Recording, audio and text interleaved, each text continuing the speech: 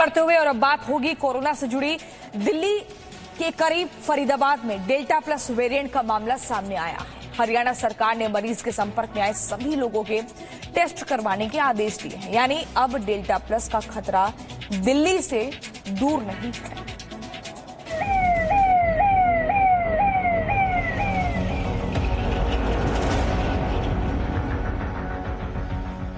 देश की राजधानी दिल्ली अभी कोरोना की दूसरी लहर से भीषण लड़ाई के बाद खुद को संभाल ही रही थी कि एक और खतरा मंडराने लगा।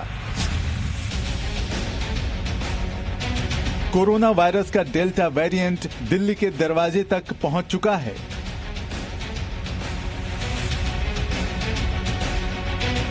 दिल्ली से सटे फरीदाबाद में डेल्टा प्लस वेरिएंट का केस सामने आया है। ये सिर्फ हरियाणा ही नहीं, दिल्ली के लिए भी खतरे की घंटी है। हरियाणा में डेल्टा प्लस वेरिएंट का पहला केस फरीदाबाद के ESIC मेडिकल कॉलेज में पाया गया है। नेक्स्ट जो वेरिएंट्स ऑफ कंसर्न जिसको WHO ने डिक्लेयर किया VOC, इसकी रीजन क्यों ये वेरिएंट्स ऑफ कंसर्न है, क्योंकि ये हाईली इन्फेक्टिव है। ये बहुत ज्यादा ट्रांसमिस और फास्ट, डेल्टा वेरिएंट ऑलरेडी था, ये उसे भी फास्ट स्प्रेड करता है और ये डेफिनेटली हरियाणा में इसकी अभी फर्स्ट एंट्री हुई है। तो ये हम लोगों ने PGI रोहतक से कम्युनिकेट किया IDSP पर, ये पता चला कि जो यहाँ से सैंपल भेजा गया था एज पर प्रोटोकॉल उसमें से नहीं था। फिर मैंने कांटेक्ट किया जो हमारे THSTI के एग्जीक्यूटिव डायरेक्टर हैं doctor Pramod Garg. With in 10 minutes हमें इन्फॉर्मेशन आ गई, उसके बारे में डिटेल आ गया। यस, हमारे रिसर्च प्रोजेक्ट के जीन सिक्वेंसिंग से ये पता चला।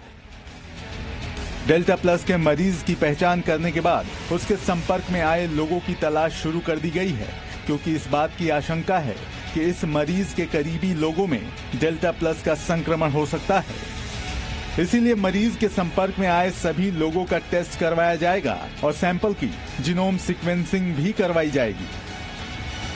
सरकार पूरी तरह से तैयार है और फरीदाबाद में जो पहला मामला आया है, हमने आदेश दे दिए हैं कि उनके 100% जो कॉन्टैक्ट्स हैं उनके टेस्ट किए जाएं और उसकी जीनोम सीक्वेंसिंग करवाई जाए।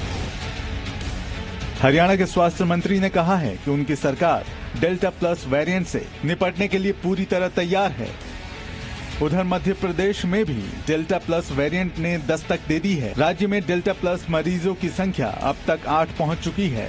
मध्य प्रदेश और सरकार कोरोना की तीसरी लहर से निपटने की तैयारी में जुटी है। डेल्टा प्लस वेरिएंट ने सरकार की चिंता बढ़ा दी है।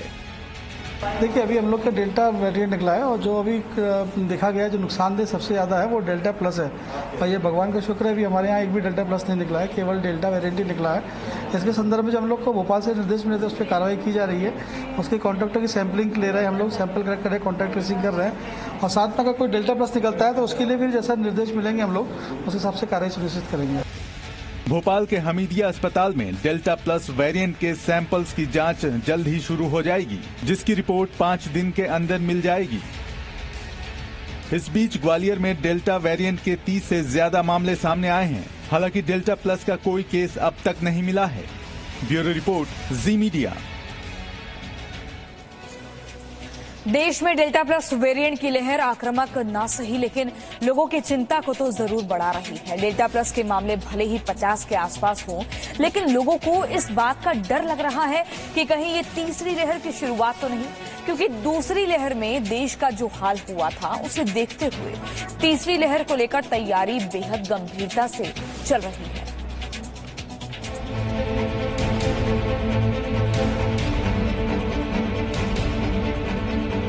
देश में बढ़ रहा है डेल्टा प्लस का दायरा। वेरिएंट ऑफ कंसर्न की कैटेगरी में डेल्टा प्लस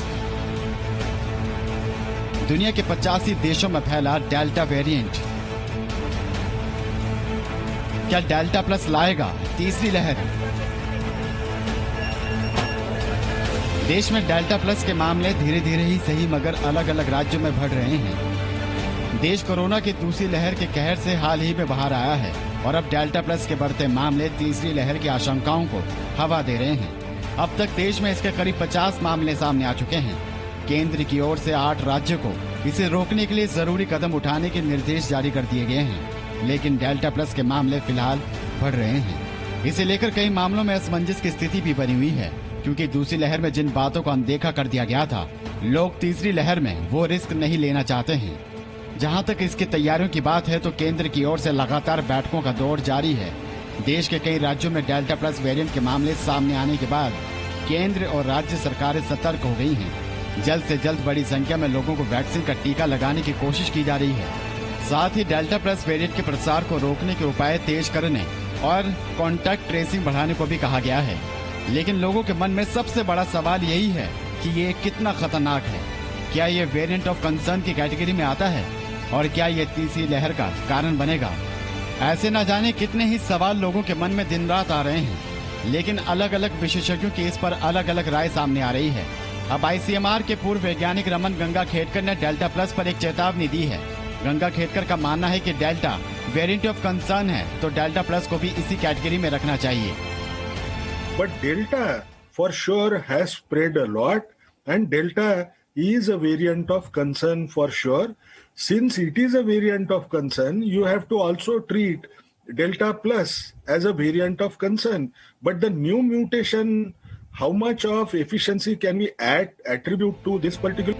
हालांकि ICMR की ओर से फिलहाल इस बात को लेकर कोई भी पुष्टि नहीं हुई है कि डेल्टा प्लस वेरिएंट तीसरी लहर के लिए जिम्मेदार होगा। अभी तक 10 राज्यों से डेल्टा प्लस वेरिएंट के 49 मामले ही सामने आए हैं। ये इंगित नहीं करता कि कोविड की तीसरी लहर शुरू हो गई है। इसे तीसरी लहर की शुरुआत कहना भ्रामक होगा। यानी डेल्टा प्लस वेरिएंट खतरनाक है या नहीं, इस पर अभी काफी मतभेद है। दूसरी तरफ दुनिया भर में डेल्टा वेरिएंट के कारण आई लहर के बाद WHO ने चेतावनी जारी कर दी है। WHO का कहना है कि वैक्सीन लेने के बाद भी मास्क बेहद जरूरी है। जिन लोगों ने टीके की दोनों खुराकें ले ली हैं, वे भी मास्क पहनना न छोड़ें। WHO का कहना है कि खतरनाक और अधिक संक्रामक डेल्टा वेरिएंट को फैलने से रोकने के लिए सोशल डिस्टेंसिंग का पालन करना, मास्क पहनना और अन्य सुरक्षा उपायों को नहीं छोड़ना चाहिए। दुनिया के एक बड़े हिस्से को टीका लगना अभी बाकी है। हालांकि सभी विशेषज्ञ इस बात से सहमत हैं कि वैक्सीन और नियमों का पालन प्लस वेरिएंट के संक्रमण और तीसरी लहर को रोकने में मददगार साबित होगा। See that now this is unnecessarily taking people into a little difficult mode of science. But, if you look at Delta variant, when I said it can go for cell to cell transfer. Now, what does this mean? केंद्र भी लगातार vaccination की रफ्तार को तेज करने के निर्देश दे रहा है, ताकि कोरोना के इस नए वेरिएंट के खतरनाक होने से पहले ही लोगों को सुरक्षा कवच दे दिया जाए, क्योंकि बिना कवच के कोरोना के इस नए वेरिएंट से बचना मुश्किल होगा। यानी डेल्टा प्लस हो या फिर कोई और वेरिएंट, इस पर सावधानी रखना बेहद जरूरी है। भले ही कोरोना का कोई वेरिएंट खतरनाक ना हो, लेकिन नियमों में कोई ढिलाई ना करें। Bureau report, Zee media. Maharashtra में कोरोना की पहली और दूसरी लहर का हॉटस्पॉट रह चुका है और जब कोरोना के डेल्टा प्लस वेरिएंट ने हमला बोला तो महाराष्ट्र एक बार फिर से संक्रमण की सूची में टॉप पर है। देश में डेल्टा प्लस वेरिएंट के सबसे ज्यादा मरीज महाराष्ट्र में मिले हैं।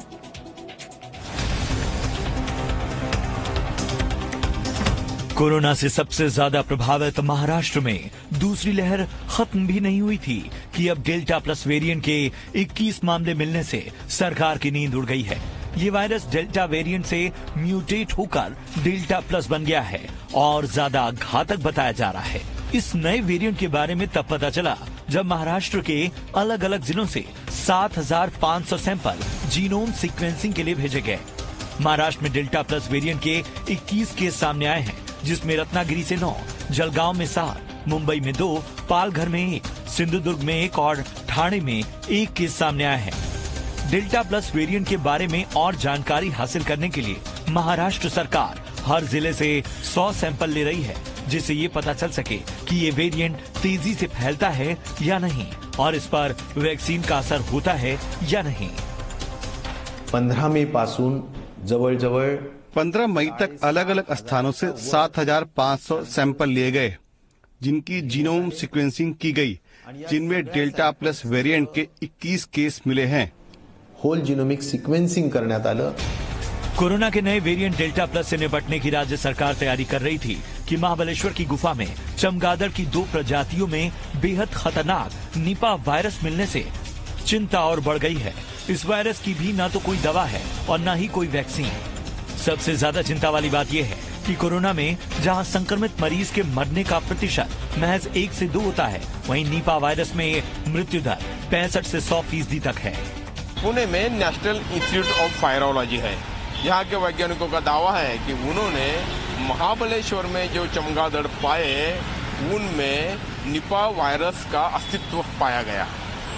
उनकी यह खोज इंटरनेशनल जर्नल में पब्लिश हुई है। निपा विषाणु अपने शरीर में फेफड़ों में जाकर या ब्रेन में जाकर डैमेज कर सकता है और इस वास्ते इस विषाणु का प्रेजेंस पहली बार महाराष्ट्र में मिल गया है। तो ये सब वैज्ञानिकों के लिए, सब लोगों के लिए एक अलर्ट है। राहत की बात यह है कि दोनों ही वायरस खतरनाक रूप ले लेते हैं। इससे पहले ही इसके बारे में जानकारी मिल चुकी है और इनसे निपटने के जरूरी उपाय किए जा सकते हैं।